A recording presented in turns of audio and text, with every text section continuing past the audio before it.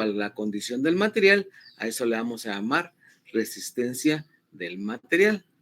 Y la unidad de medida que tenemos es el ohmio, como lo habíamos estado trabajando, ¿sí? Entonces, siempre va a existir una resistencia, por muy bueno que sea el material, hasta cuando hablamos, en el caso, en la excepción de los superconductores, que decimos, mire, la resistencia es insignificante. Pero acá ya habla de que nuestra energía eléctrica se está convirtiendo en calor. Entonces, aquí hay dos situaciones, ¿sí? Cuando hablamos del calor, podemos hablar si necesitamos el calor o este calor lo miramos como una fuga de energía. Entonces, debido al material. Entonces, en la mayoría de casos, el exceso de calor, lo que significa esto es ineficiencia de mi sistema, significa pérdida. Entonces, todo aquello que genera calor no aprovechado es una pérdida. Entonces, por ejemplo, si calientan las tortillitas o algo, todo el calor que no se aprovecha, el que se queda en la hornilla cuando apagamos, el que se queda en las ollas enfriándose porque es que está muy caliente el caldo, todo eso es pérdida porque no lo estamos utilizando. Lo mismo en todos los elementos que generen calor y ese calor no sea aprovechable. A eso le vamos a llamar una pérdida y normalmente es debido a la resistencia del material. Entonces, ¿cómo determinamos la resistencia de cualquier material? Siempre en función de un área transversal uniforme. Y hay 4 factores. El primer factor es el material. ¿Qué tipo de material estoy usando para hacer circular la corriente? ¿Sí? Entonces, estoy usando un material conductor, un semiconductor o un material eminentemente aislante. Entonces, la primera característica de la resistencia se debe al material. La segunda característica, ¿qué longitud va a atravesar, ¿sí?, esa corriente en ese material? ¿Qué tan largo va a ser? ¿De dónde a dónde va a circular la energía? ¿A través de qué cosa? A través del material. Eso también lo determina. Entonces, a mayor longitud, mayor resistencia, ¿sí?, dependiendo del material. Y el área transversal. Voy a poner, por ejemplo, un rectángulo. ¿Sí? ¿Cuánta energía, cuánta carga puedo mover a través de ese campo eléctrico? Recuerden que está limitado por un área. Entonces, va a depender del área transversal. Y la otra es la temperatura.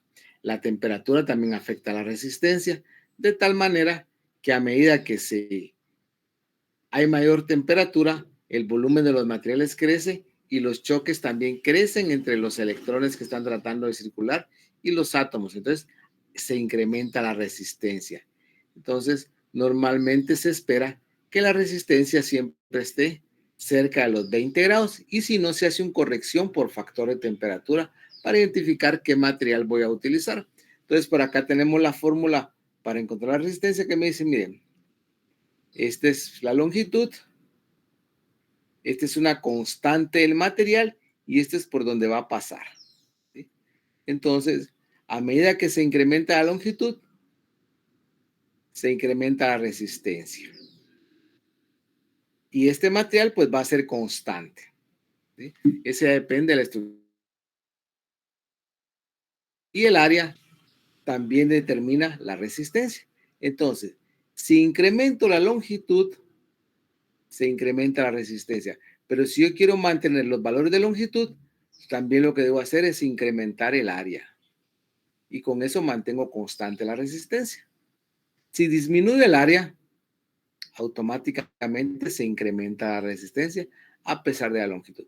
Entonces, por eso es que a medida que la longitud es mayor, tengo que incrementar el área. Eso implica, por ejemplo, en el caso de los conductores que utilizamos en nuestras casas, a pesar que la longitud es pequeña ahí, la resistencia va a depender de estos dos factores. Y específicamente lo tratamos en nuestras casas en relación al área, ¿sí? Decimos, mire, para poner este tomacorrientes, uso un calibre 12.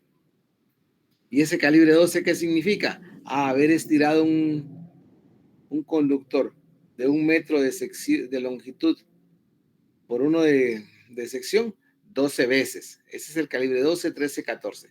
Entonces, a medida que nosotros disminuimos el área de un conductor, también incrementamos su resistencia. Entonces, la resistencia eléctrica va a depender del material, de la longitud de la área transversal y la temperatura. Esos 4 factores van a proporcionar la resistencia eléctrica en base al material. Si el material es un excelente conductor, pues la resistencia va a ser bien baja, va a depender del material que utilicemos y también de su longitud y de su sección transversal. Entonces, por ejemplo, ¿sí? Para nuestra casa, nosotros usamos casi siempre calibre 12, calibre 14. ¿Sí? ¿Qué características tiene? Baja resistencia, pero tiene una capacidad, tiene un área determinada. ¿Sí? Esta tiene un área y tiene un área. Afuera de nuestra casa, y aparte de esto, el material casi siempre es cobre. Es cobre. Fuera de la casa, en las líneas de distribución,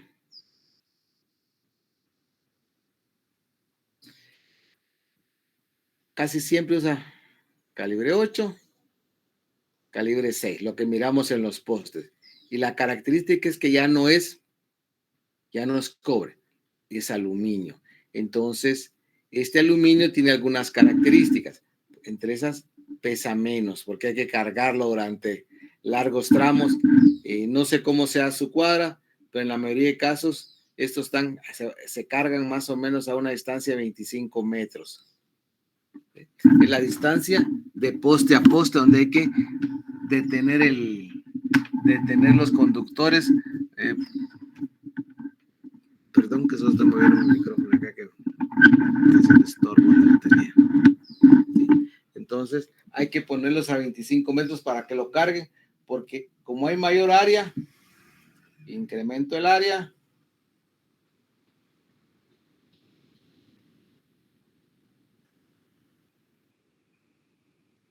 Hay una longitud, área por longitud, eso me implica un volumen y este volumen va a un peso asociado. ¿Sí? Entonces, una ventaja del aluminio para largas distancias sobre el cobre es el peso, pero tengo que incrementar el calibre, la sección del material, pero por el peso compensa. Además, el aluminio es mucho más barato de caer, a diferencia del cobre que es mucho más caro. Entonces, a mayor longitud, lo más seguro es que use cobre, a menos que el proyecto me permita seguir utilizando cobre, que es mucho mejor conductor. Entonces, regresando, la resistencia depende del material, de la longitud, de la transversal y la temperatura. Lo que es cierto es que a mayor área puedo transportar mayor cantidad de intensidad de la corriente, ¿sí? A menor área menor. Entonces, recordemos que en algunos casos necesito transportar potencia y en el otro únicamente señal. En el caso de ustedes, la mayoría de equipos van a estar en función de la señal, ¿sí? Y esta señal normalmente va en forma de frecuencia eléctrica con pequeños pulsos. Entonces, en algunos casos necesito potencia, en otros necesito señal. Siempre va a haber potencia, pero en algunos casos lo que necesito solo es un pulso para indicarle a otra configuración que haga una ejecución de algo. ¿Alguna pregunta sobre la resistencia, jóvenes, por favor?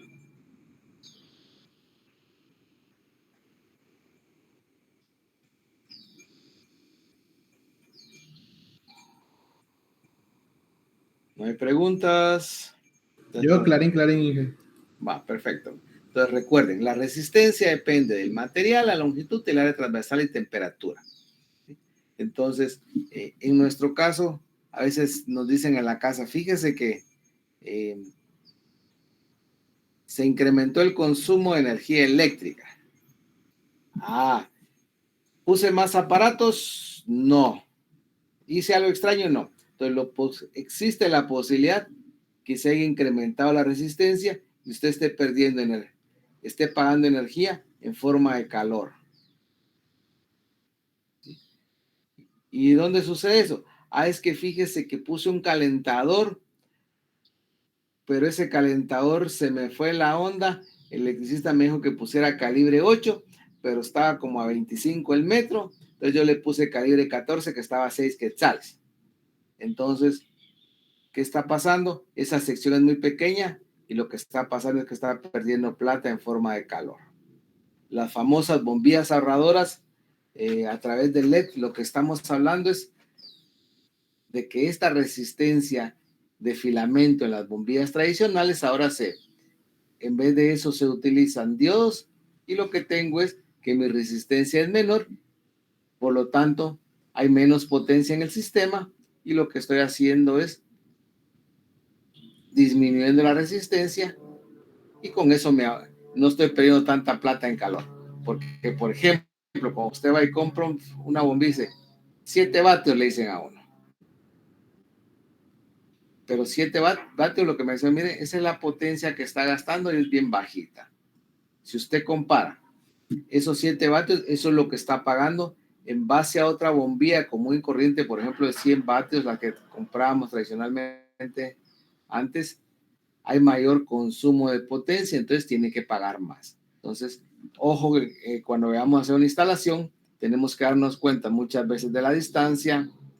El material, pues casi siempre por definición va a ser cobre de aluminio, el calibre del conductor que vamos a usar y la temperatura a la que va a estar expuesto o la que va a generar. Como les digo, el material casi siempre es cobre o aluminio el que usamos en la mayoría de los casos, pero tenemos que ver, por ejemplo, si van a poner un servidor muy lejos, tienen que chequear que esa área transversal coincida. Y ya ustedes deciden el área y también el material, si va a ser aluminio, si va a ser en una parte aérea o si va a ser cobre. Ver el peso, porque recuerden que el peso en los postes también va asociado con el qué tipo de postes, cuánto a la profundidad del poste, para que no se nos va a caer con el primer aguacero vaya por Santa, y además que todos los conductores vayan protegidos. Una resistencia del material que no esté bien especificada, que no la podamos determinar, lo que hace es que nos va, ya sea que hagamos una sobredimensión de materiales del área transversal, los efectos de la temperatura, y todo se refleja en costos. Entonces tenemos que verificar que nuestra resistencia esté dentro de los valores específicos que necesitamos, de acuerdo a la instalación que usted necesite. También hablamos de los superconductores. Y dice que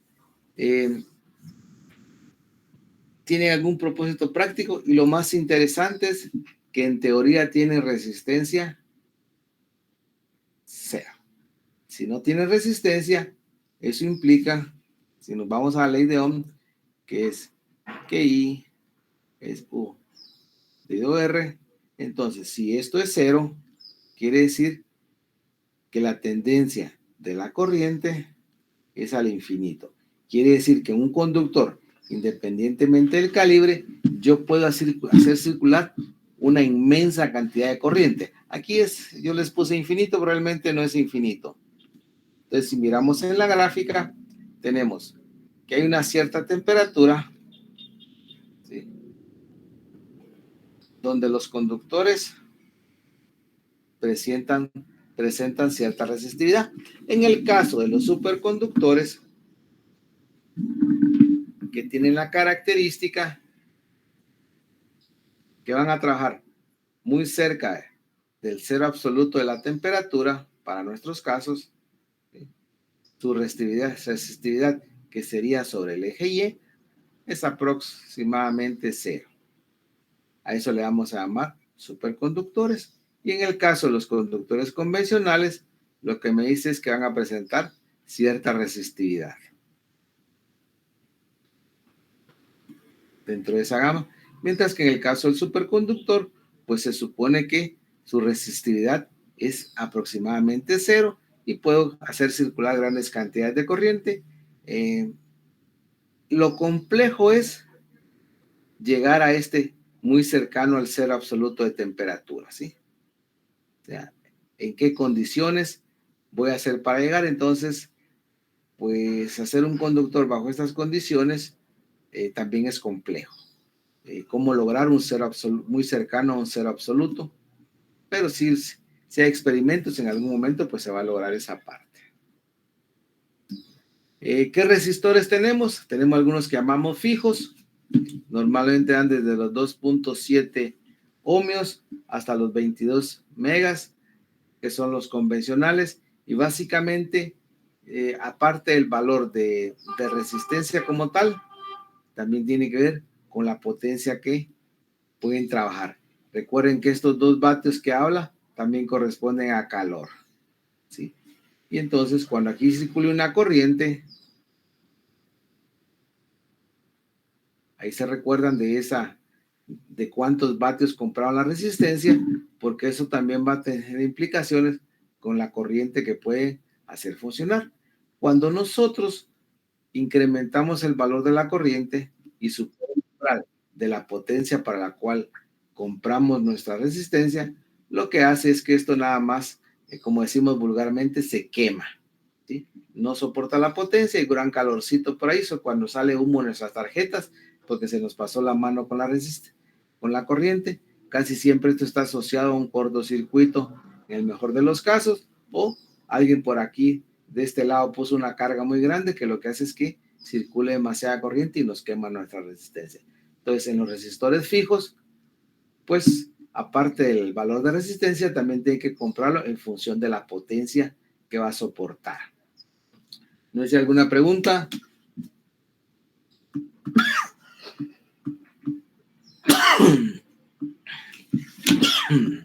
No.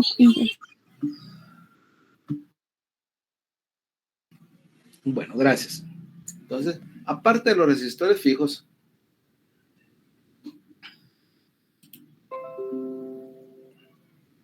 también tenemos los que vamos a llamar variables, ¿sí? Acá está el símbolo cuando lo miren en un diagrama.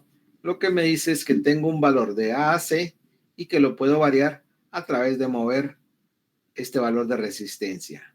Esta es otra forma de representarlo y aquí hay otra forma también de representarlo.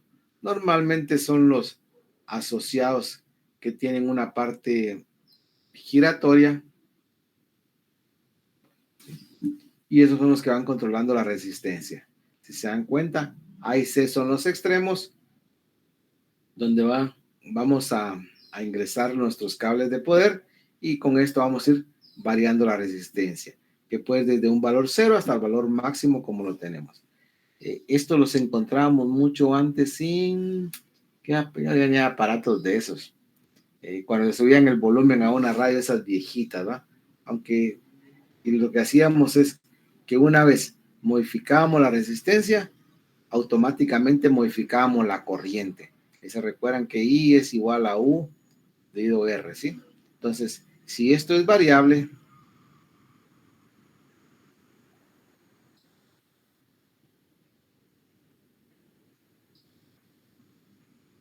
yo podía variar la resistencia y por ende varío la corriente, bajo la condición de que esto era constante en la entrada. Entonces, voy variando mi resistencia y por ende varío la corriente.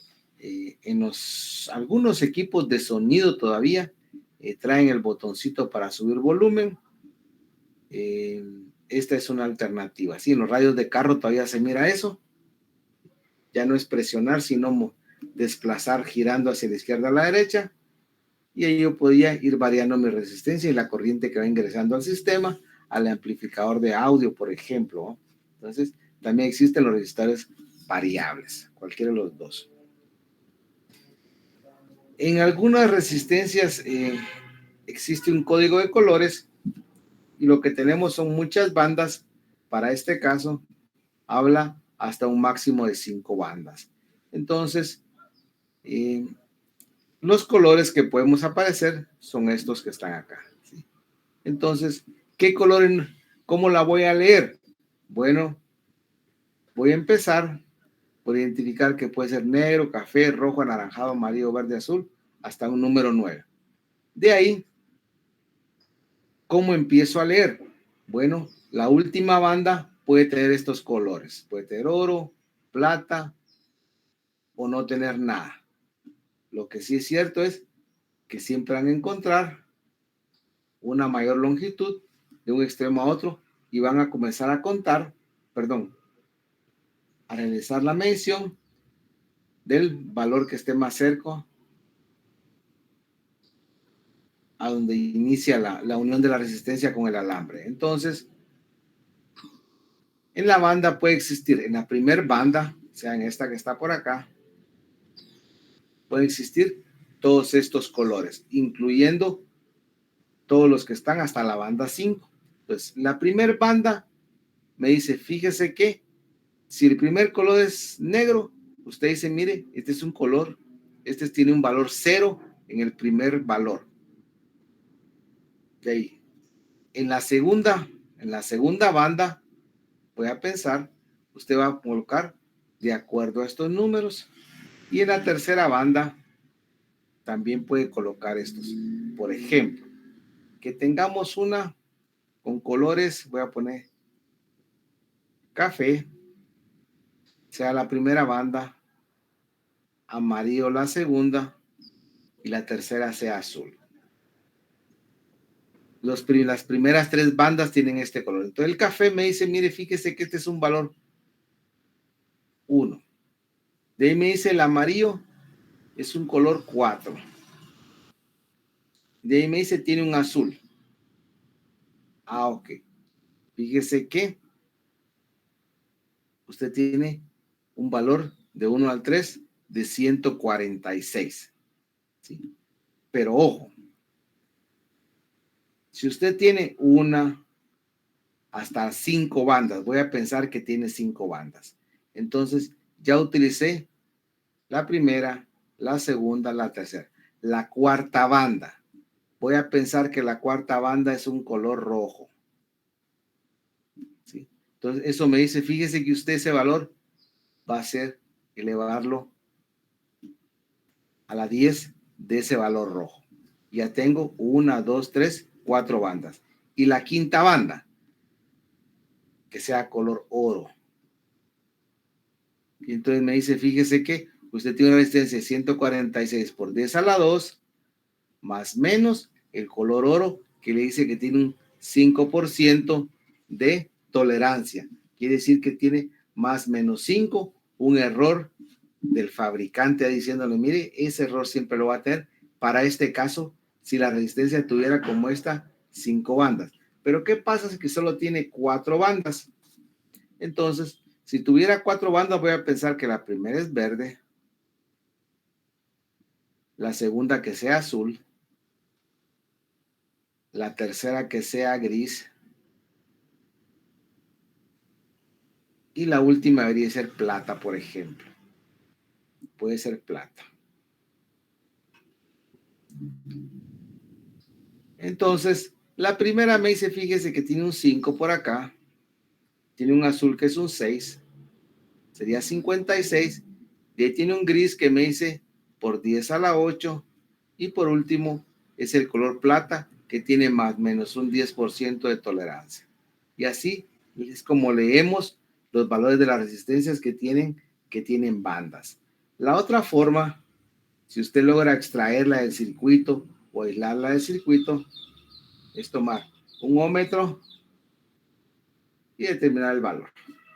Y lo puede comparar con las bandas. Que esta es una alternativa, por ejemplo, cuando las tarjetas electrónicas agarran fuego y pues ya no se miran los colores, ¿va? ¿Alguna pregunta, jovencitos? ¿Cómo utilizar el código de colores en las resistencias?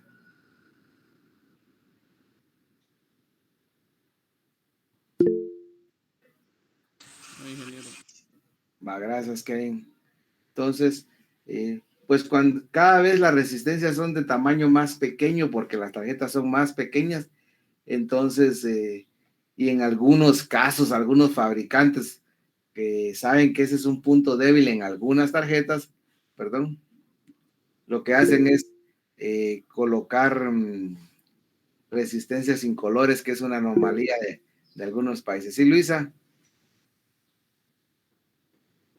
Inge, ¿por qué dijo que se ponía al exponente, digamos, 10 elevado a la 5 o 8? En esa parte, ajá, por favor, ¿me puede explicar? Cada color representa un número. ¿Estamos de acuerdo? Luisa. Sí. Cada Sí, color sí, representa cada color representa un número. Sí, eso entonces, esta resistencia lo que tienen son unas bandas de colores. Entonces, la primera banda voy a pensar que es de color rojo. Ajá, sí, eso sí. ¿Sí? Entonces, esa me representa un 2. Voy a pensar que la tercera es anaranjada. Me representa un 3. Pero da la casualidad que la resistencia que estoy viendo solo es de 4 colores. Por ser de 4 colores, la siguiente me dice, fíjese que usted inicialmente tiene un 23. Y ahora lo que va a hacer es que la tercera banda va a ser el multiplicativo exponencial para ver el valor de cuánto es. Por ejemplo, voy a pensar que es un amarillo por 10 a la 4. Eso es lo que me está diciendo. Fíjese que mi resistencia es de 23. Agrego 4 ceros. 1, 2, 3, 4. Es de 230,000 ohmios. ¿Sí? Ok, gracias. Más menos la última banda. Y la última banda, que es la cuarta, puede tener cualquiera de estos 3 colores. Si no tuviera banda, le dice automáticamente, fíjese que es un más menos 20%. Quiere decir que usted le puede sumar 20% a estos 23,000 o restarle 20% a estos 230,000. Entonces, nosotros normalmente las resistencias las mencionamos en Cava. Por ejemplo, esta sería de 230,000 kiloohmios más menos 20%. Entonces, cuando uno va a comprar una real, la más común que uno encuentra, una de 330 ohmios, ¿va? Que es la que se le pone normalmente a los LED. No sé cuáles ponen ustedes en electrónica a los LED para no dañarlos, pero esta es así como la estándar. La otra es la de 1 kiloohmio. Es una bastante estándar, o de 1.2 kiloohmios. Si las miramos en colores, ¿cómo sería? El 1 es café. El 2, rojo. ¿Cuál sería el 3?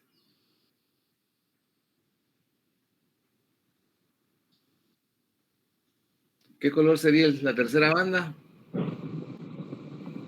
Anaranjado. Anaranjado. Por 10 a la 3, dicen los muchachos, ¿sí? Entonces miremos si es cierto. Tengo el café, el 1. Tengo el rojo, que es el 2. Por 10 elevado a la 3. ¿Cuánto es eso? 12, 12 kilos. 12 kilos. ¿Estará correcto o no?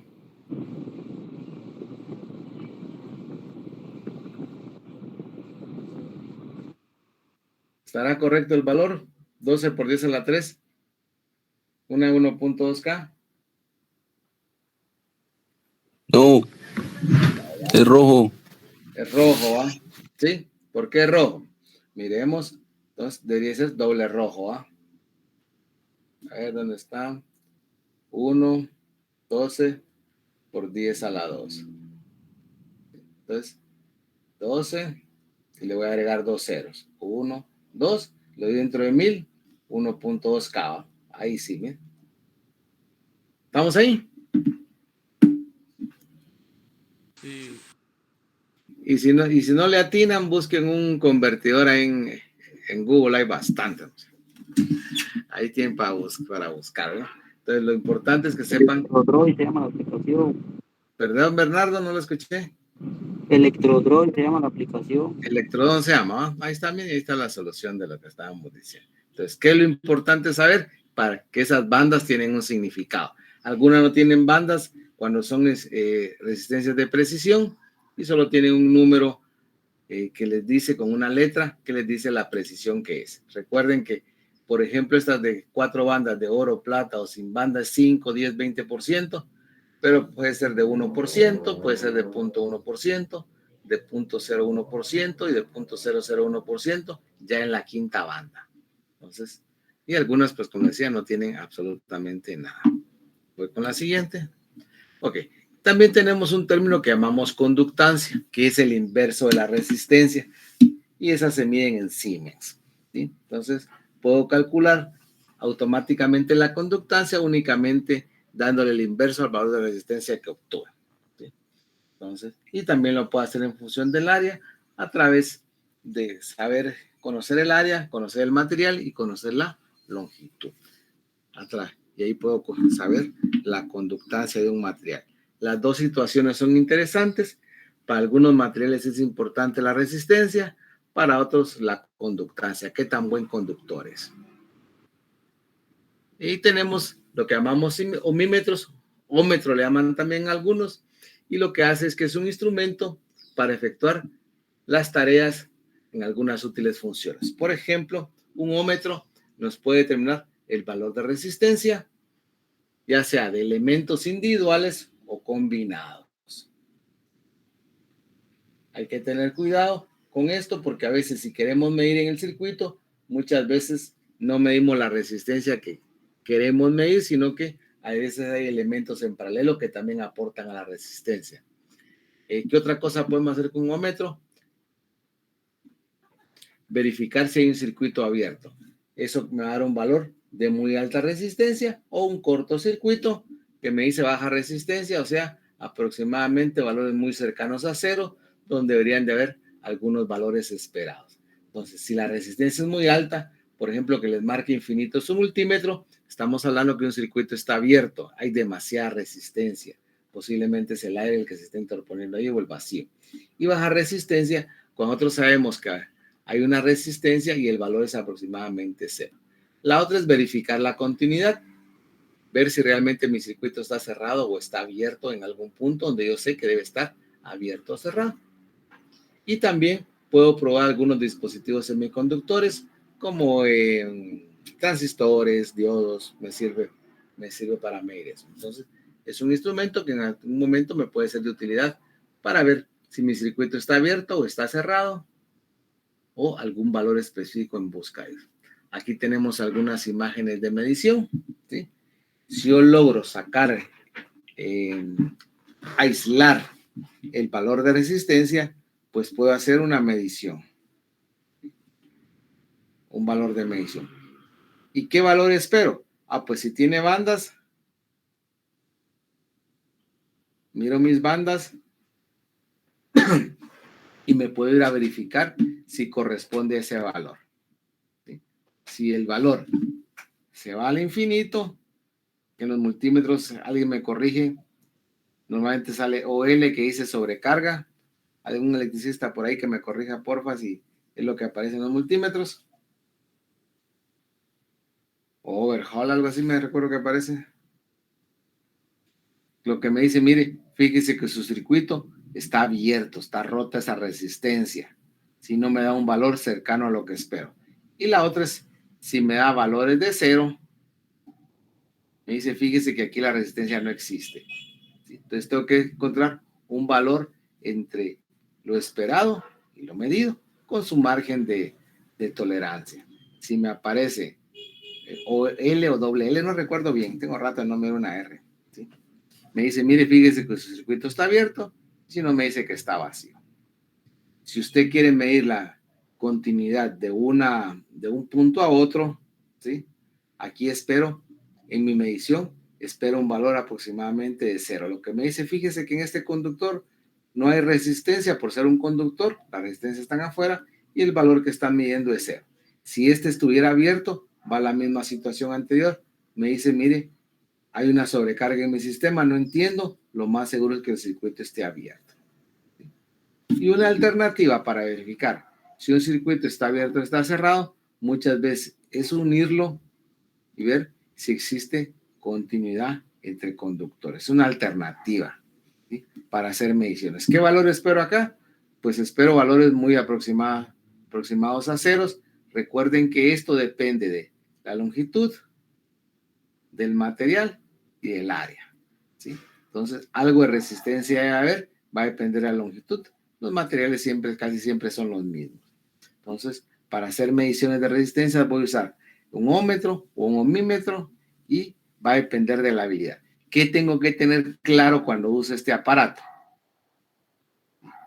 Cuando use este aparato, lo primero es tratar de sacar el valor, el elemento del sistema, y además de eso, que en el sistema no haya tensión, y si no hay tensión, no debería haber corriente, porque este aparato es muy sensible, y si la corriente, en vez de circular por acá, donde está la resistencia, el aparato en sí lo que tiene es una resistencia muy baja, entonces la corriente va a circular por acá, y lo que va a hacer es que va a arruinar el aparato. Entonces, estos aparatos tienen tendencia a que cuando medimos resistencia, si lo tenemos bajo una fuente de tensión, lo más seguro es que se vaya a arruinar el aparato y nos deje de trabajar. Porque la resistencia esta es bien bajita, porque la idea es que la corriente que circula a través de este aparato esté calibrada en función de la corriente que va a hacer circular por el elemento. Este normalmente tiene una batería asociada de 3 y 9 voltios casi siempre. O sea, lo que hace este aparato hace circular una corriente, ¿sí? Y en base a esa corriente hace una medición. Pero si yo le agrego otra corriente extra, él va a tener una sobrecarga y lo más seguro es que provoque una falla interna del aparato. ¿Alguna pregunta, por favor, jovencitos?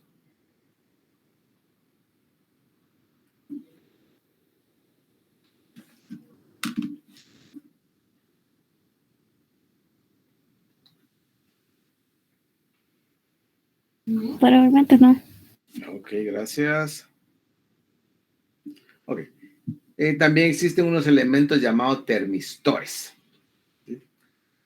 Este es un semiconductor con dos terminales y lo que tiene es que es sensible a la temperatura. Entonces, básicamente nos puede funcionar como una sonda de temperatura, ¿sí? Entonces, este elemento semiconductor tiene la característica que va a estar variando su resistencia en función de la temperatura. Los termistores tienen esa característica. Entonces, por ejemplo, saber qué aparato tiene un termistor en nuestra casa.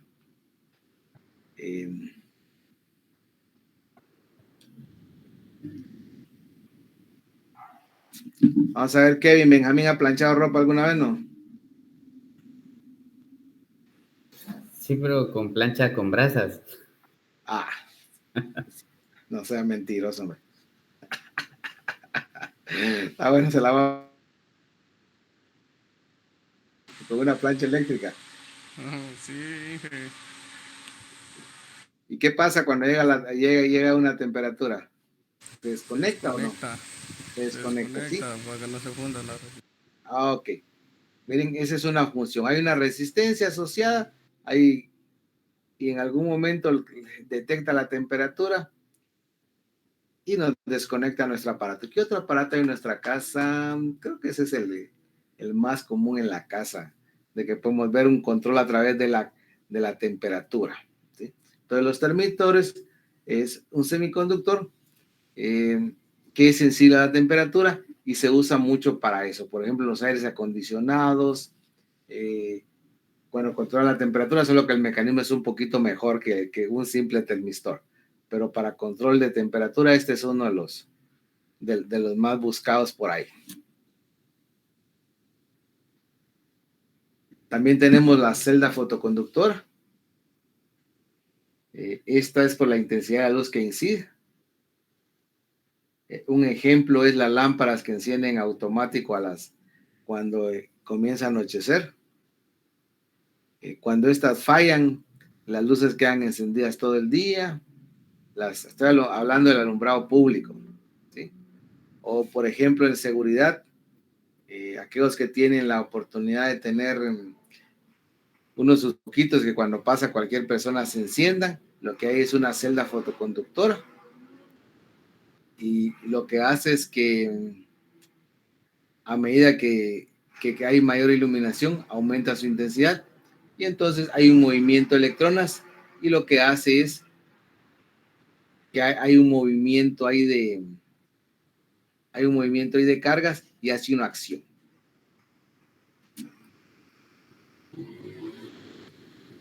También tenemos otros elementos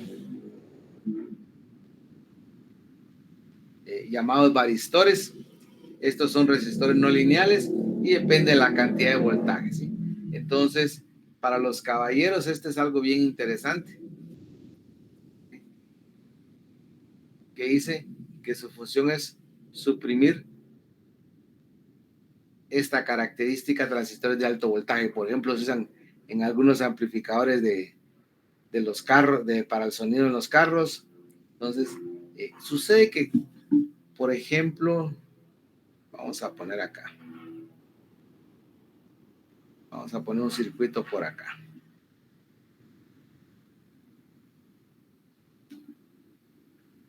Poner una R común y corriente, ¿sí? Supongan que tengo acá un circuito, le voy a llamar un circuito fino, le voy a poner.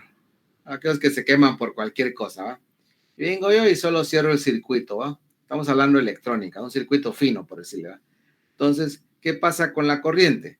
En el momento que usted conecta, perdón, se va hacia arriba y comienza a circular. Y cuando este elemento comienza a funcionar, comienza a bajar y ya se mantiene a un nivel estable. Entonces, un varistor lo que hace es que no deja que suba tan de golpe, sino que suba a un punto, se mantenga perfectamente. A eso le llamamos suprimir transitorios. En corriente alterna, que no hemos hablado de corriente alterna, un transitorio significa que hay una onda así y después va cambiando. Ejemplo. Vamos a preguntarle a uno que se ve que tenga plata. ¿Quién le pregunto? No, que sea exagerado ahí en su casa para tener plata. Vamos a ver, Alan Enrique. ¿Cómo está, Alan?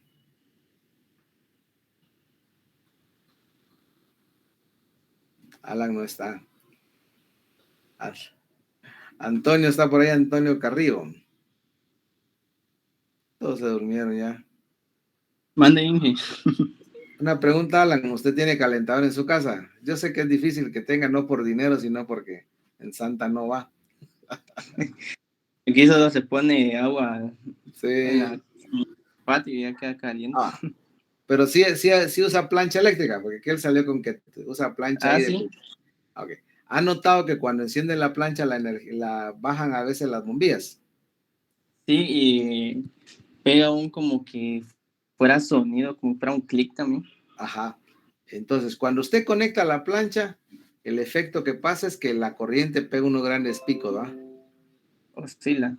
En nuestras casas, pues como no hay cosas tan finas electrónicas, pues no se nota. Pero, por ejemplo, en las fuentes de las centrales de las computadoras, cuando usted enciende la compu, cualquier circuito integrado al mismo procesador se puede ir si no está protegido por esto. Mira, esto lo que hacen es disminuir ese pico que hace la plancha de pegarle jalón a toda la energía eléctrica. En algunos casos pareciera que es un cortocircuito. Entonces lo que hace es que la señal que le llega al microprocesador y a todos llegue finita, bonita, ¿va? ¿Sí? Llegue bonita la señal. Ese es el chiste de los varistores. Son supresores transitorios, porque solo actúan durante unos segundos, se estabiliza toda la situación y ya queda funcionando todo normal. Y la idea es que el sistema se usan en sistemas sensibles y eso lo que nos ahorra es plata, que se estén quemando las cosas a cada rato.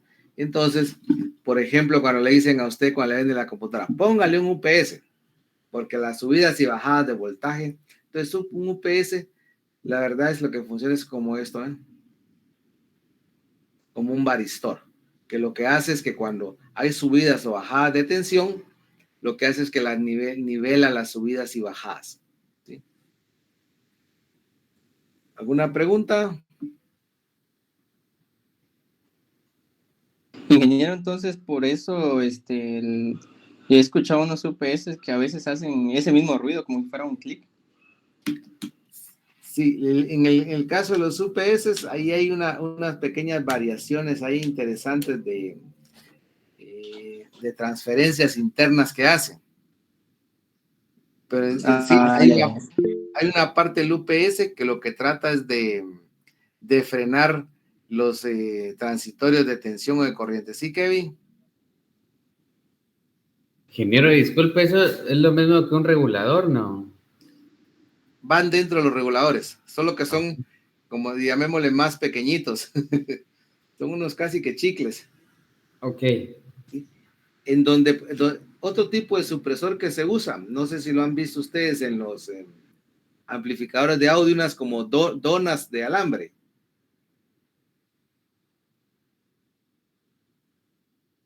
No sé si han tenido la oportunidad de ver que hay unas donitas en las tarjetas electrónicas, también sirven como supresores.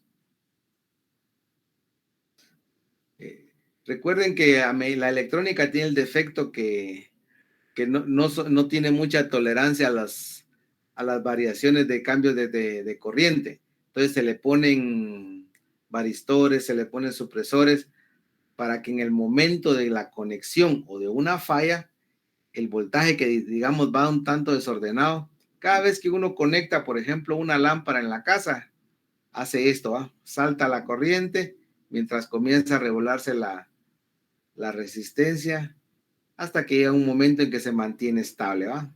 Es como cuando uno comienza a correr, ¿va? Aquí está toda la energía de correr. Miren, salir, lo más difícil es salir corriendo, ¿va? Ya cuando usted salió corriendo como como al metro de haber salido corriendo, ya uno se mantiene estable, ¿va? Ya agarró ritmo, ¿va? ¿Sí? El cambio de inercia, podríamos decir, también pasa en la tensión y en la corriente. Entonces, si mi aparato no soporta, lo voy a quemar. Entonces, para que soporte, lo que hago es que le pongo un fulano que haga que esto lo elimine. Cuando llega a cierto nivel, ahí lo comienza a disminuir automáticamente y no deja que pase arriba de los parámetros, ¿sí? Es cuando nos toque tomar pastillas para la presión, ¿va ustedes? Le dicen, mire, no se agite, no corra, no haga nada y tómese su pastilla. Entonces, en parte así funcionan los varistores. Bueno, un par de ejercicios ahí para que practiquen calcular la resistencia. Si copiaron la fórmula, si no se las doy acá.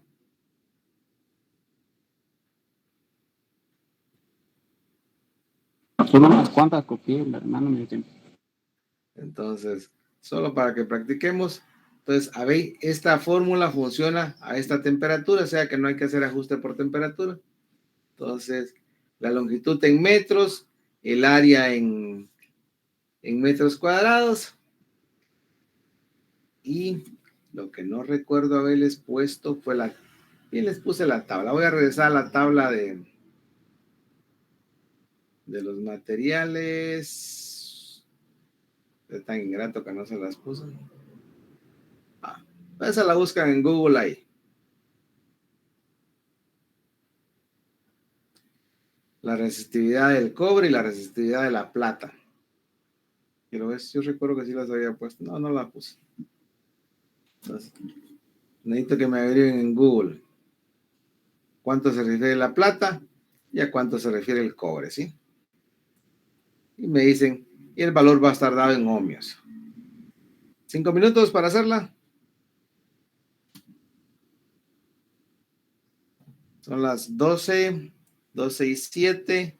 A las 12:17 nos reunimos para seguir con el curso. Les voy a dar 10 minutos para que vayan a estirar las piernas.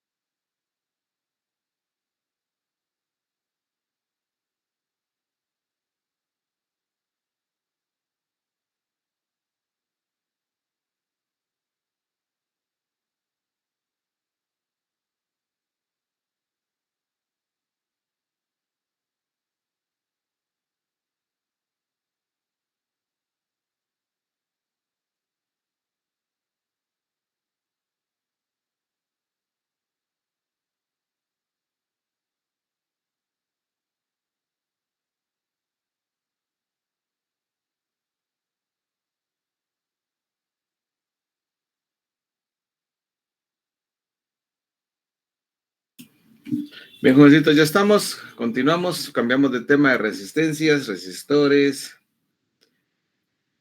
¿Me escuchan, porfa? A ver, Mateo, lo escuchamos. Ok, bueno. Sí. Sí, ingeniero. escucha. Entonces, un elemento son los resistores y otro elemento también en la electrónica muy, muy importante son los capacitores. Entonces, dice que existe una fuerza de repulsión o de atracción entre dos cuerpos cargados. Este fenómeno lo vamos a analizar con mayor detalle a través del campo eléctrico que se presenta en la región que rodea cualquier cuerpo cargado. Este campo eléctrico representa por líneas de flujo eléctrico, eso lo miramos, las cuales se trazan para indicar la intensidad del campo eléctrico, o sea, cuántas líneas pasan de un punto a otro entre dos cargas o entre una sola carga. En cualquier punto alrededor del cuerpo, habíamos dicho que era isotrópico, una carga, que eso implica que las líneas de campo salen en forma esférica o ingresan en forma esférica. Y entonces, entre más líneas hayan, más fuerte será el campo eléctrico. Entonces yo por aquí les busqué un video de YouTube. Y ahorita la vamos a ver si me traslada para ese lugar.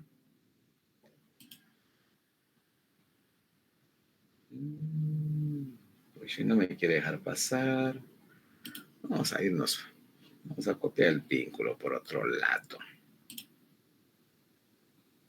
Vamos a ver. Vamos a irnos, que no se dejó querer.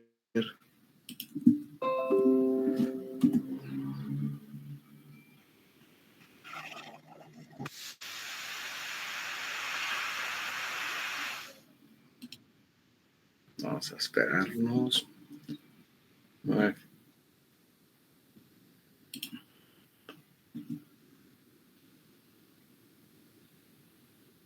Me está haciendo lo que no quiero.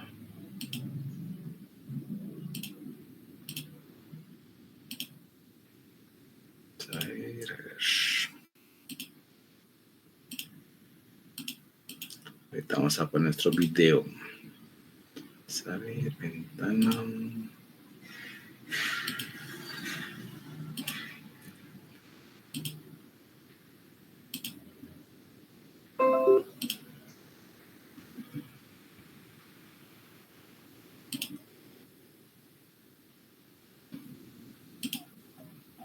Ahí estamos.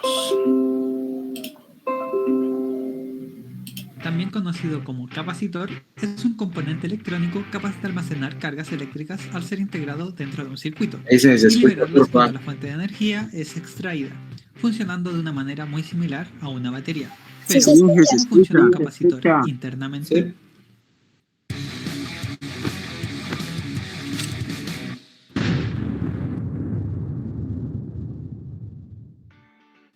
El primer capacitor fue inventado en 1746 de manera independiente por dos científicos, Ewald George von Kleist y Peter van Musschenbroek, o algo parecido, y se le conoce hoy en día como botella de Leyden, haciendo referencia a la Universidad de Leiden donde trabajaba Peter.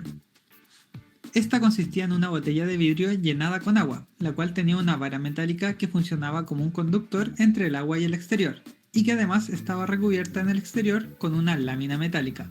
La forma en que funcionaba la botella de Leyden era simple: se conectaba la vara y la lámina metálica a los dos polos de una fuente de corriente continua, y después de un tiempo se cortaba la conexión.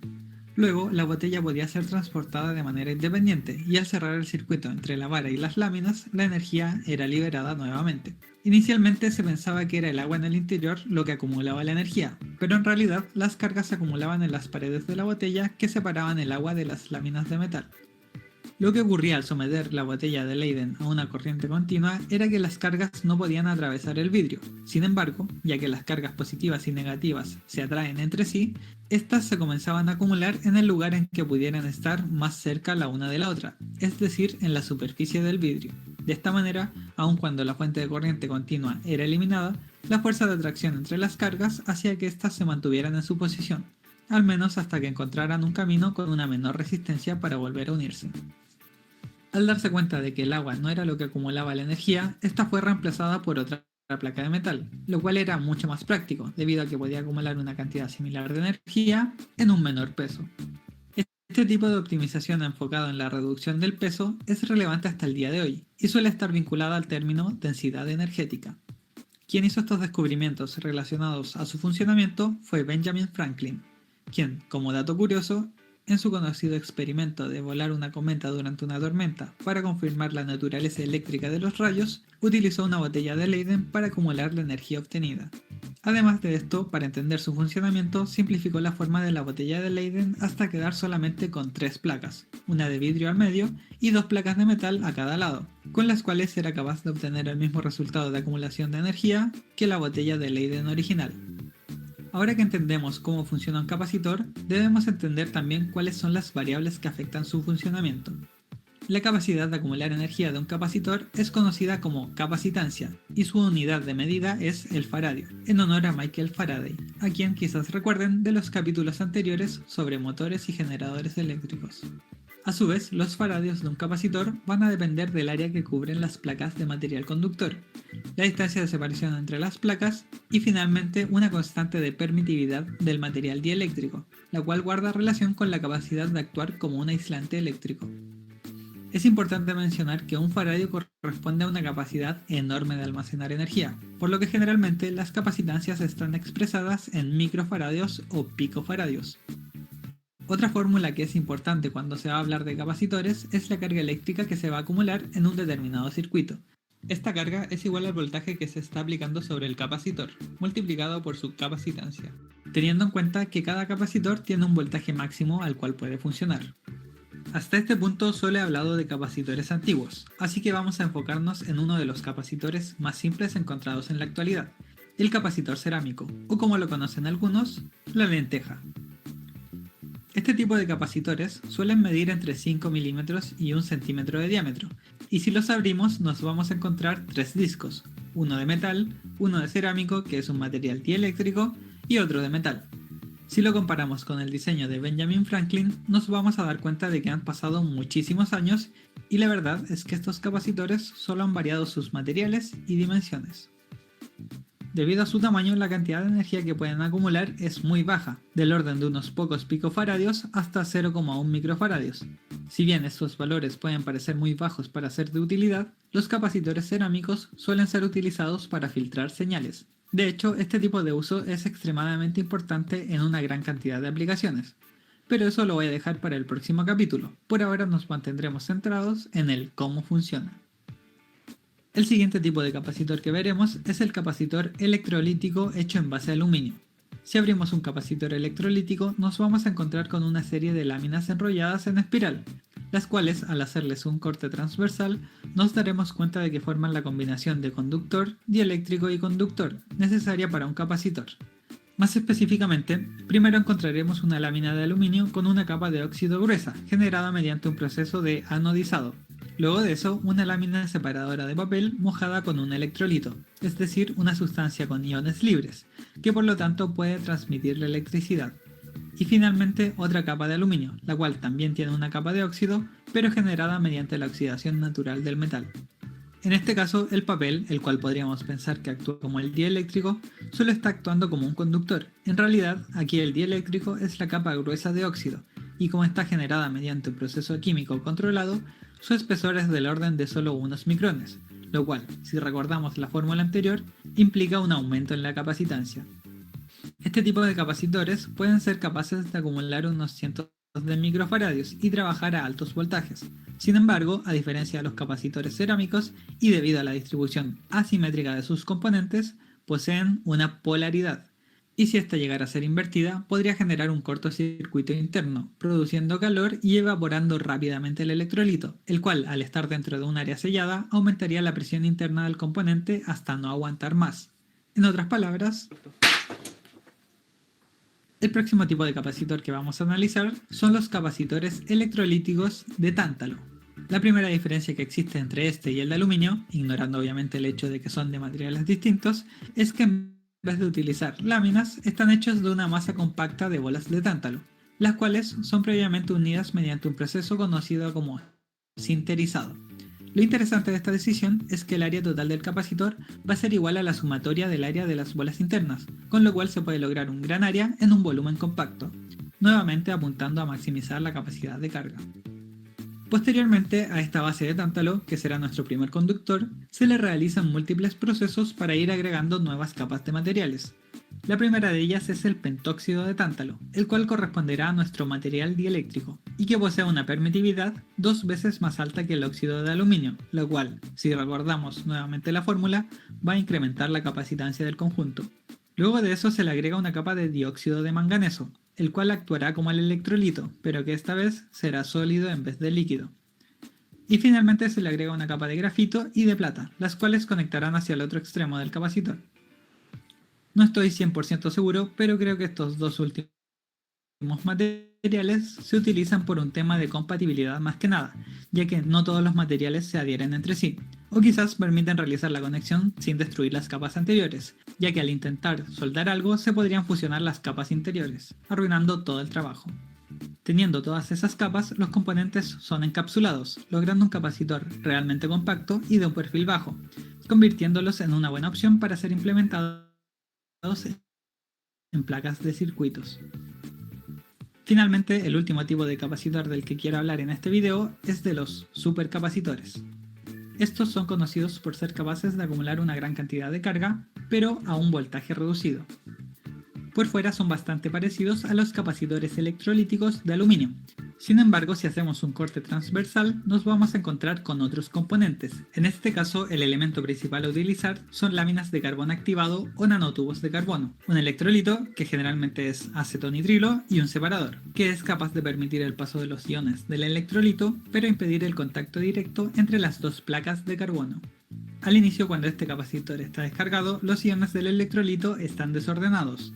Posteriormente, cuando el sistema es conectado a una fuente de corriente continua, estos se reordenan y los iones positivos se van al carbono con carga negativa, mientras que los iones negativos se van al carbono con carga positiva. Al generarse esta separación, el flujo de corriente queda estancado, algo muy similar a lo que ocurre en los diodos, como lo vimos en el video anterior. Como se pueden dar cuenta, en este caso no existe un dieléctrico como en los demás tipos de capacitores, sino que las cargas se acumulan en el punto de contacto entre el carbono y el electrolito, pero no pueden circular debido al comportamiento mencionado anteriormente. Más aún, esto ocurre en cada una de las láminas de carbono, razón por la cual a este tipo de capacitor también se le suele llamar capacitor eléctrico de doble capa, o EDLC por sus siglas en inglés. Pero no es esta la característica que hace que puedan acumular tanta carga eléctrica, sino que es el uso del carbón activado o nanotubos de carbono, pues estos materiales son extremadamente porosos y por lo tanto aumentan considerablemente el área en el cual se pueden posicionar las cargas. Lo que están viendo en este video es solo una simplificación. Si viéramos su composición en un microscopio sería algo similar a esto. Y lo mismo ocurre para el aluminio anodizado y las bolas de tántalo, cuya rugosidad es extremadamente pequeña. También me gustaría mencionar que si bien al tener una composición simétrica en las capas, este tipo de capacitor no requiere ser conectado en una polaridad concreta, se recomienda utilizar siempre la misma polaridad, pues al invertirla se puede reducir su capacidad de carga, probablemente porque los iones deben desplazarse físicamente hacia la otra pared. Finalmente, para poder transmitir esa gran cantidad de carga, estos capacitores pueden tener múltiples colectores, pues si estos fueran muy pequeños, podrían calentarse al igual que una resistencia.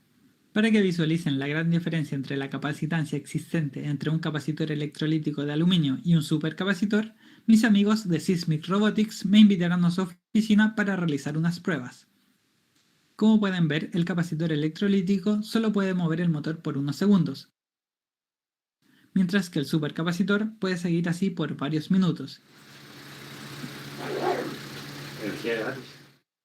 Incluso si son conectados en serie, pueden calentar al rojo vivo una pieza de metal.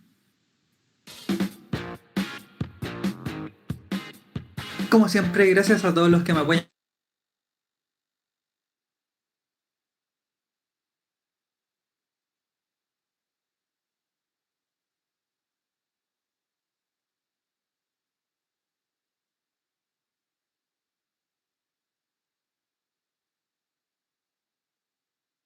Bien, entonces ya miramos los tipos de capacitores, que dice que son 2 placas,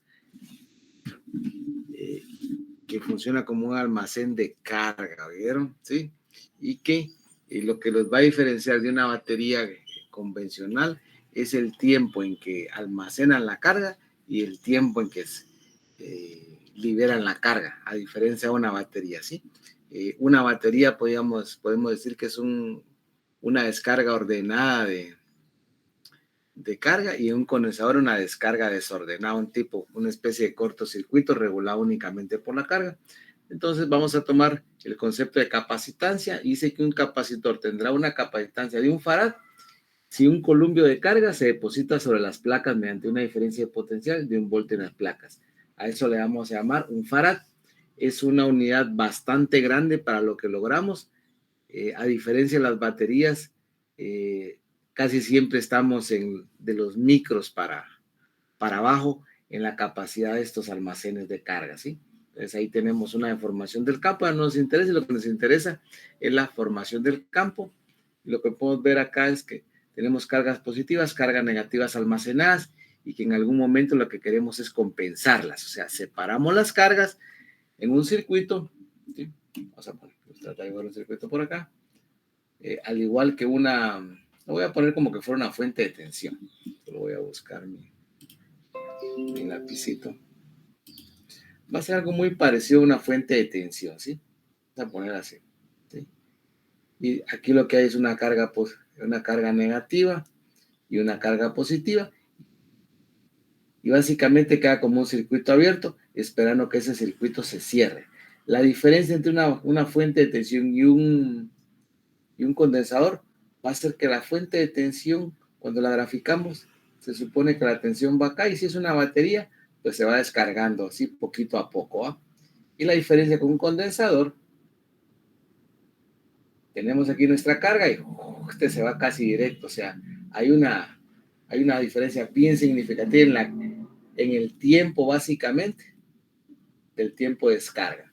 Así funcionan nuestros capacitores. Entonces, lo que tenemos cuando hablamos de un capacitor, lo que tenemos son 2 placas, y entre esas 2 placas hay un dieléctrico que incluso puede ser el aire, y lo que hace es que cuando le llamamos cargar al capacitor, lo que hacemos es que comenzamos a colocar cargas positivas y negativas, y lo que generamos ahí es una energía lo que tenemos es una energía potencial esperando salir para una utilidad o para lo que sea, pero llamémosle un tanto de una forma exponencial. Por ahí vamos a ver que es una fórmula exponencial, la carga y descarga en un condensador. Entonces, ¿qué hace el dieléctrico? Pues básicamente es crear un campo eléctrico que se oponga al campo eléctrico establecido en base a las cargas libres en las placas, a veces paralelas. Y entonces, lo que hace un dieléctrico es un material aislante que lo que hace es oponerse a la creación de campo. Lo que hacemos ahí es que tenemos un campo eléctrico, y el dieléctrico lo que hace es que se opone para mantener separadas las cargas. La idea es tener suficiente carga. En el caso de los capacitores, hablamos de microfaradios, de picofaradios, de nanofaradios, porque lo que necesitamos son pequeños impulsos que ingresen al sistema para hacer algo. Por ejemplo, en los motores monofásicos, hay unos que le llamamos condensadores de arranque, son unos cilindritos negros que por ahí van a estar, que lo que hacen es apoyar en el momento del arranque cuando necesitamos mucha corriente para compensar los circuitos. Hay otros grises que son los más grandes, que llamamos condensadores permanentes. Eso lo que hacen es que van corrigiendo la forma de onda de corriente dentro de un motor. Y tenemos el montón en la tarjeta electrónica, el montón que parecen chicles por todos lados. Hay de tantalio, hay de... Ay, no se me vienen de más ahorita, pero hay una cantidad de capacitores. Algunos, como los electrolíticos, sí tienen que ser polarizados, o sea que se llevan su banderita de positivo y negativo, y algunos otros realmente no tienen polaridad. Entonces, tenemos una situación dieléctrica, y lo que tenemos es algunos materiales en nuestra tabla que nos dicen, mire, cuáles son mejores, cuáles no son buenos.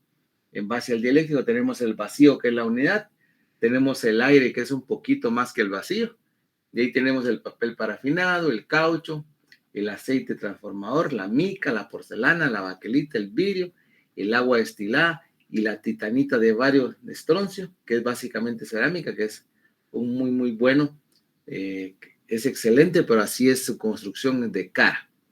Entonces, ahí tenemos algunos dieléctricos. Entonces, la mayoría de capacitores o condensadores van a deber su nombre al material dieléctrico. ¿Alguna pregunta, jovencitos, porfa?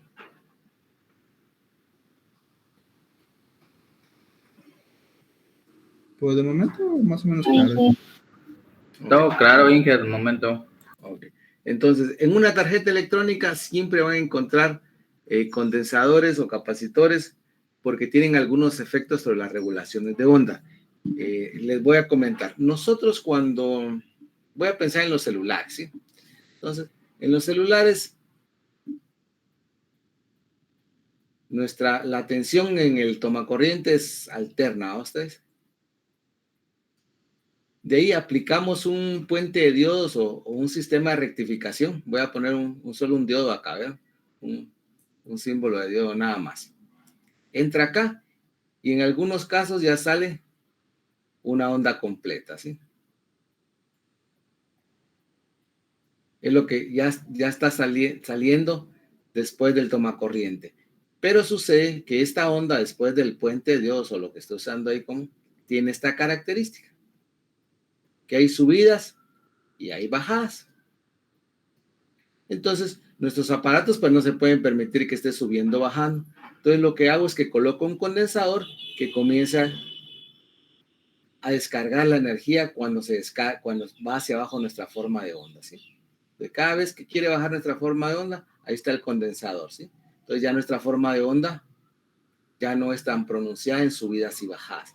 Recuerden que aquí, por ejemplo, estaría, por darles un ejemplo, 6 voltios lo que pide nuestro aparato y 0 voltios. Quiere decir que en la entrada, si no estuviera un diodo, caería de 0 a 6. De hecho, cae de 0 a 6, ¿sí? Constantemente en cada uno de los ciclos de la corriente, los pulsos que nos mandan. Todos los condensadores lo que hacen es que comienzan a descargarse en ese momento, ¿no? Y entonces, nuestra forma de onda, lo que recibe nuestro aparato, es algo así. Lo más parecido a una batería. Y esa es la función, muchas veces, de nuestros condensadores, y por eso es que nos ayudan a rectificar la onda. Recuerden que lo que nosotros recibimos de la empresa eléctrica, la EXA, es corriente alterna, y lo que nuestros aparatos dicen, ya dicen DC, dicen algunos, otros dicen AC, corriente directa o corriente continua. DC normalmente son por medios químicos, baterías, y AC, perdón, no es AC, es CC. CC, corriente continua, que es lo más parecido a esta onda que tenemos en las baterías, y eso lo logran los condensadores, pero son súper importantes. Otro de las ventajas es esa, y otras es que generan ruido también, ¿va? Meten señales que no son, entonces, pues tenemos que ver cuáles colocamos, cuáles le pegan a la frecuencia, y de tal manera que la onda sea lo más parecido a una batería, ¿sí? Y por eso es que siguen siendo las baterías también súper importantes por el tipo de señal, la estabilidad que dan. Sin embargo, lo que ingresa a nuestro teléfono es algo así, ¿va? No es una señal como esta, totalmente lineal, sino lo que tiene son subidas y bajadas. Y lo que hacen los condensadores es que estos valles donde cae, tratar de que no caigan, sino que ellos se cargan y descargan. ¿Sí? ¿Ok? ¿Estamos claros cuál es una función de los condensadores?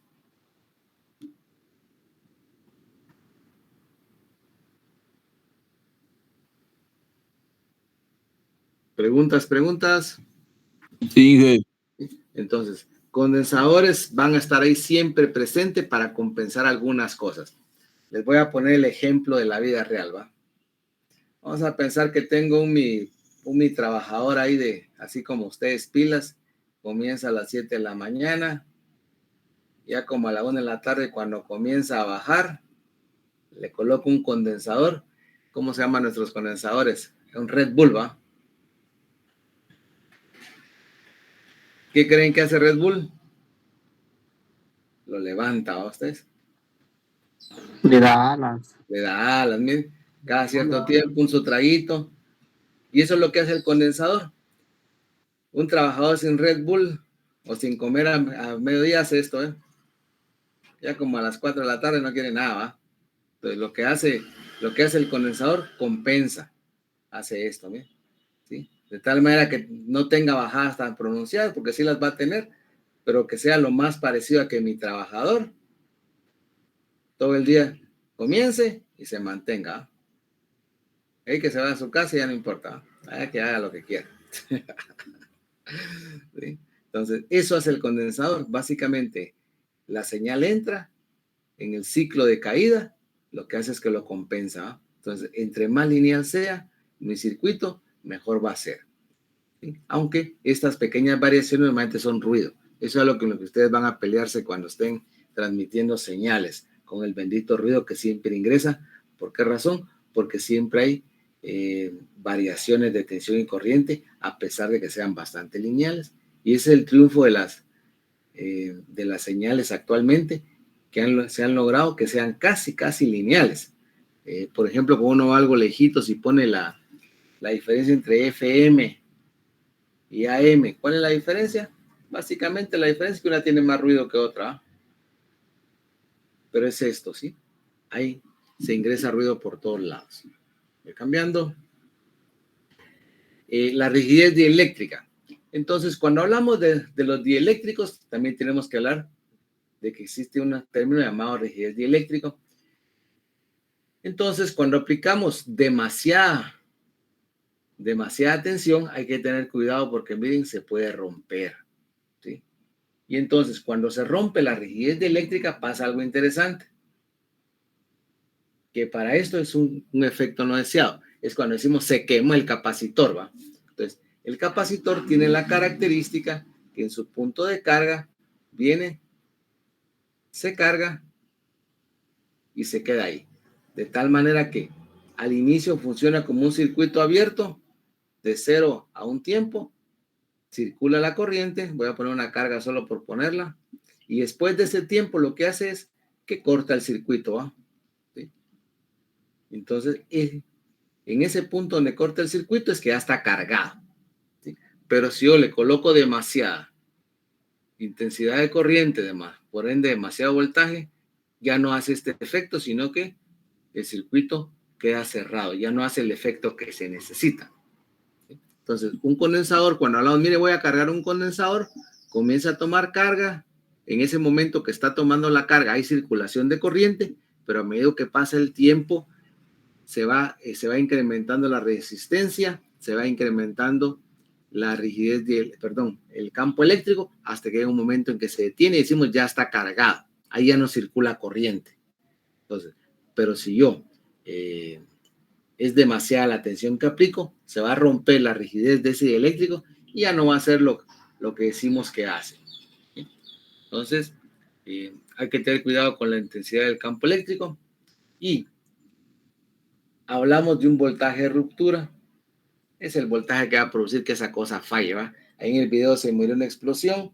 Lo que dice, mire, ya se perforó el dieléctrico, ya no hay forma de almacenar. Este circuito funciona como que fuera un alambre común y corriente. Entonces aquí mismo dice, tiene las características muy similares a la de un conductor. Entonces, ¿qué tenemos que tener claros? Si no le aplicamos el voltaje que dice el voltaje nominal, lo más seguro es que rompamos la rigidez eléctrica. Entonces, hay algunos que son para 120, otros para 240, otros para 12 voltios, algunos para 48, para 6, y va a depender de las especificaciones. Lo que tenemos que tener claro es que nuestro capacitor va a funcionar primero como un conductor al inicio del tiempo y tiempo después, le voy a llamar de 0 a t, y después en el t más un tiempo, lo que va a hacer es un circuito abierto. Hay un tiempo de carga, en el tiempo de carga, esto se ve como un conductor, y cuando llegó a su carga, eso se mira como un circuito abierto. Ahí no puede circular corriente. Si yo le aplico demasiada tensión, se va a romper la rigidez eléctrica y esto va a quedar. Ya no va a haber carga ni descarga, simplemente circulación de corriente eléctrica. Es cuando un condensador o un capacitor ya no sirve. ¿Sí? Entonces, la función del capacitor es que al inicio se comporte como un conductor, ¿sí? Con valor de resistencia 0 en el momento inicial, pero tiempo después que ya se cargó, la corriente va a valer 0 y la resistencia, su valor va a ser infinito. O sea, ya no va a haber circulación de corriente.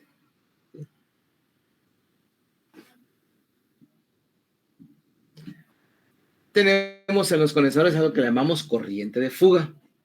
Y entonces siempre hay una circulación de corriente, ¿sí? Es un valor muy pequeño y entonces sí es importante que sepamos que exista, pero normalmente se ignora para las aplicaciones.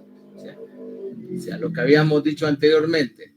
Pues fíjese que en el inicio la R es igual a 0 bajo un valor de corriente y después se comporta como un circuito abierto, resistencia infinita y corriente igual a 0. Pero lo que nos dice que siempre hay una pequeña circulación de corriente, solo que es muy pequeña y para aplicaciones prácticas pues podemos decir que no existe. Eso sería mi corriente de fuga. Ok, ahora vamos a ver tipos de capacitores y con eso creo que estamos finalizando. Solo déjenme buscar dónde van a estar esos tipos de capacitores.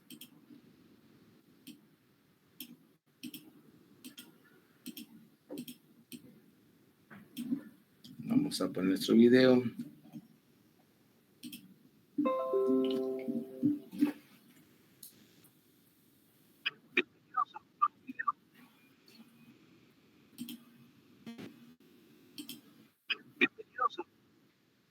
Dame un segundito en lo que me organizo otra vez.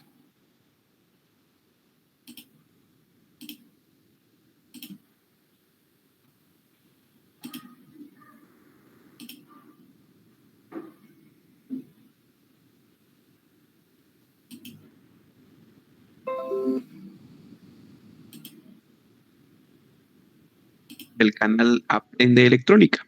El día de hoy vamos a aprender sobre los tipos de capacitores, los diferentes tipos de que hay, sus características, ventajas y desventajas.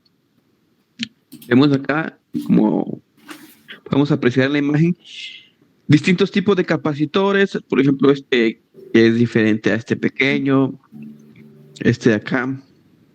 Y vamos a conocer un poco de ellos. Hay muchos tipos diferentes de condensadores. Cada uno varía sus características. Cada uno tiene sus propias ventajas y desventajas. Algunos tipos de condensadores pueden cargarse a voltajes más altos y, por lo tanto, pueden usarse en aplicaciones de alto voltaje. Algunos condensadores pueden cargar hasta cargas muy altas, como condensadores electrolíticos de aluminio. Es unos de esos tipos que vamos a ver justamente ahorita. Algunos condensadores tienen tasas de fuga muy bajas y otros tienen tasas de fuga muy altas. Todos estos factores determinan cómo y en qué aplicación cada uno de los condensadores se utilizará en los circuitos. Veamos los diferentes tipos de capacitores. Primero tenemos al capacitor electrolítico de aluminio, que se podría decir que es el más famoso de los capacitores. Vemos en la imagen que este es el capacitor electrolítico. Una característica es que trae indicado su polaridad. Vamos acá, más o menos. Se componen de dos tiras enrolladas de papel de aluminio con una tira de papel absorbente entre ellas que se empapa en una solución de electrolito. Todo esto se sella en una lata. Los condensadores electrolíticos de aluminio cubren el rango de capacitancia de 0.1 microfaradios a 500.000 microfaradios, lo que los convierte en uno de los condensadores más grandes en términos de capacidad y almacenamiento. Los voltajes de trabajo varían de 10 a 100 voltios. Las desventajas de los condensadores electrolíticos de aluminio es que tienen altas tasas de fuga, por lo que tienden a perder mucha corriente continua, lo que los hace malos en aplicaciones de acoplamiento de corriente alterna de alta frecuencia. Vemos ahora los capacitores de tantalio, que son estos que están en la figura. Los condensadores de tantalio son condensadores que están hechos de pentóxido de tantalio. Al igual que el aluminio, son condensadores electrolíticos, lo que significa que están polarizados. Sus principales ventajas, especialmente sobre los condensadores de aluminio, es que son más pequeños, más livianos y más estables. ¿Qué quiere decir esto? Que estos capacitores por lo general se usan en circuitos que necesitan un empaquetado más pequeño, ¿verdad? Tienen menores tasas de fuga y menos inductancia entre los cables.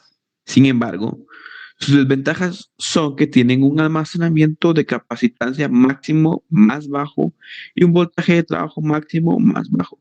También son más propensos a sufrir daños por los altos picos de corriente. Nos encontramos ahora con los capacitores de cerámica. Son condensadores que están compuestos de materiales como el ácido de titanio, bario como su dieléctrico. Junto con los electrolíticos son los condensadores más utilizados. Entonces, como vemos acá, estos y los electrolíticos son los que más vamos a encontrar en nosotros en cualquier circuito que desarmemos o cualquier circuito que estemos explorando. Los condensadores de cerámica tienen valores de capacitancia altos para su tamaño, se fabrican en el rango de 1 picofaradio hasta varios microfaradios, pero no tienen los valores de capacitancia muy altos como condensadores electrolíticos. Una ventaja principal de los condensadores cerámicos es que internamente no están construidos con una bobina, por lo que tienen baja inductancia y por lo tanto son muy adecuados para aplicaciones de frecuencia más alta. Capacitor de poliéster. Vemos acá el típico capacitor que se parece como a un clorets. Son condensadores compuestos de placas de metal con película de poliéster entre ellos, o una película metalizada se deposita en el aislador. Están disponibles en el rango de 1 nanofaradio a 15 nanofaradios y con tensiones de trabajo de 50 a 1500 voltios. Vienen con los rangos de tolerancia de 5, 10 y 20%. Tienen una alta resistencia de aislamiento, por lo que son buenos condensadores de elección para aplicaciones de acoplamiento y o almacenamiento. En comparación con la mayoría de los otros tipos, los condensadores de poliéster tienen una gran capacidad por unidad de volumen. Esto significa que más capacitancia puede caber en un condensador físicamente más pequeño. Y esta es una de las ventajas por las cuales a veces se utiliza este capacitor de poliéster. Ahora vamos a ver el capacitor de polipropileno. Son condensadores que tienen un dieléctrico que está hecho de película de polipropileno.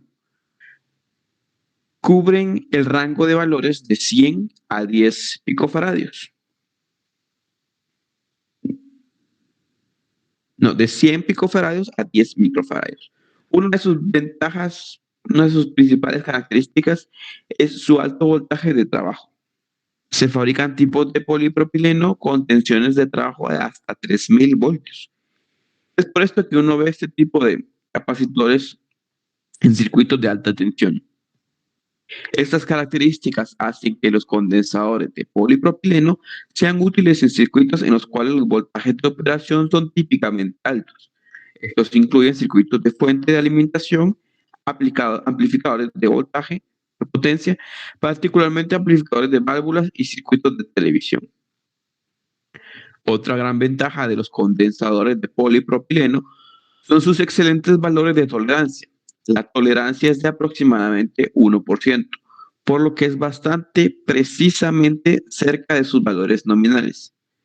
Los condensadores de polipropileno se usan cuando se necesita una mejor tolerancia que la que puede proporcionar un condensador de poliéster.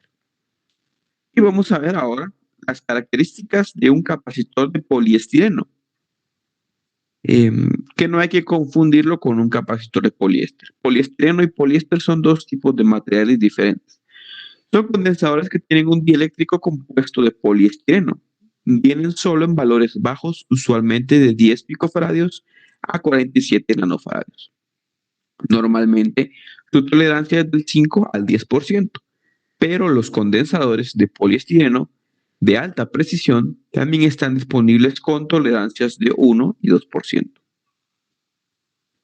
Los voltajes de trabajo para los condensadores de poliestireno son de 30 a 630 voltios. Los condensadores de poliestireno son ventajosos porque tienen una alta resistencia de aislamiento, por lo que son buenos para su uso en aplicaciones de acoplamiento y aislamiento. Vemos, por ejemplo, que estos pueden ser utilizados en aplicaciones de voltajes por lo general de 240 a 120, quedan bastante bien. Una de sus desventajas es que están construidos con una bobina en el interior, por lo que no son adecuados para aplicaciones de alta frecuencia.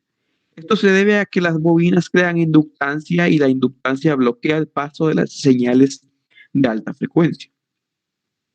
Otra desventaja es que los condensadores de poliestireno exhiben un cambio permanente en el valor si alguna vez se exponen a temperaturas muy superiores a 70 grados Celsius. No vuelven a su valor anterior al enfriarse.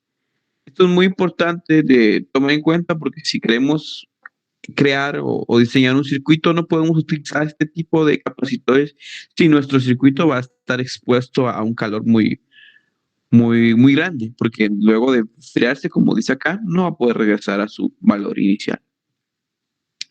Capacitor de policarbonato. Vienen en el rango de valores de capacitancia de 100 picofaradios a 10 microfaradios y tienen tensiones de trabajo de hasta 400 voltios. Son ventajosos en el área que tienen coeficientes de temperatura bastante buenos, por lo que no varían mucho con los cambios de temperatura. Son desventajosos porque tienen niveles de tolerancia bastante altos, del 5 y 10%, lo que los hace no tan buenos para aplicaciones de alta precisión. Capacitor de mica de plata. La ventaja que vemos es que en su empaquetado nos dice explícitamente en qué voltaje trabaja y cuál es su porcentaje de tolerancia, ¿verdad? Son condensadores que se fabrican al depositar una fina capa de plata sobre un dieléctrico de mica. Los condensadores de plata de mica son muy estables con respecto al tiempo. Son ventajosos porque tienen tolerancia del 1% o menos. También tienen buen coeficiente de temperatura y resistencia excelente. Los condensadores de plata de mica se utilizan en circuitos de resonancia y filtros de alta frecuencia, debido a la buena estabilidad con la temperatura. También se usan en circuitos de alto voltaje debido a su buen aislamiento. Y tenemos uno de los últimos capacitores, pero no por eso el menos importante, que es el capacitor de papel. La desventaja de los condensadores de papel es que tienen altas tasas de fuga, por lo que los hace inadecuados para el acoplamiento de corriente alterna. Y sus tolerancias no son mejores que el 10 a 20%, lo que los hace inadecuados para circuitos de sincronización de precisión. Y eso sería el video de capacitores, las características. Entrando más un poco en el área teórica de la electrónica. Espero que les haya gustado el video. Bueno, señores, ya sabemos un poquito más sobre capacitores. Ya sabemos que son dos placas que reciben la carga, de un lado positivo, otro negativo, que hay algo que vamos a llamar un dieléctrico, que la función es bloquear el campo eléctrico. Este funciona como un circuito cerrado en el momento de conexión y al llegar a su carga funciona como un circuito abierto. Se mide en faradios, que como han podido observar, ni siquiera llegamos a un faradio. En la mayoría de aplicaciones estamos en los micros, en los picos y los nanofaradios. Hay de diferentes situaciones de acuerdo a la aplicación, desde los que son que tienen un terminal positivo o negativo, que son los electrolíticos, hasta los demás que pueden funcionar a baja frecuencia, alta frecuencia, bajo voltaje, alto voltaje. Va a depender de la aplicación que ustedes tengan. Los condensadores pues tienen invadida, al igual que los procesadores, las tarjetas electrónicas, son, aparte de las resistencias, quienes controlan algunas situaciones interesantes dentro de la electrónica y son fundamentales para el funcionamiento de cualquier equipo. Lo que tenemos que tener cuidado en algún momento es si nos va a tocar desarmar algo, identificar si es un condensador, si es un varistor, si es un fotoeléctrico. Ahí tenemos que tener cuidado y pues la invitación es a que cada vez que vayan a hacer algo de eso, pues traten de leer las letritas que ya casi no se ven, ahí con una sublupa aunque sea, y pues identificar qué elemento es. Una de las situaciones interesantes que a pesar que son sensibles, su vida útil es bastante larga. Les puedo asegurar que en la mayoría de los casos tenemos aparatos de hace muchos años en nuestra casa y funcionan en base a estos elementos. Y pues desearles un feliz fin de semana, se me cuidan muchísimo, hay que ir a almorzar. Y si Dios quiere, nos platicamos la otra semana ya por Santi, si no, por esta vía será importante saludarlos también. Pasen un feliz sabadito y nos vemos la siguiente semana si Dios quiere. Adiós, Inge. Gracias, Buenas tardes. Gracias, ingeniero. Vaya, jovencitos. Gracias, Inge. Muchas gracias. Feliz tarde, buen provecho. Buen provecho. Adiós. Buen provecho, feliz tarde. Vayan.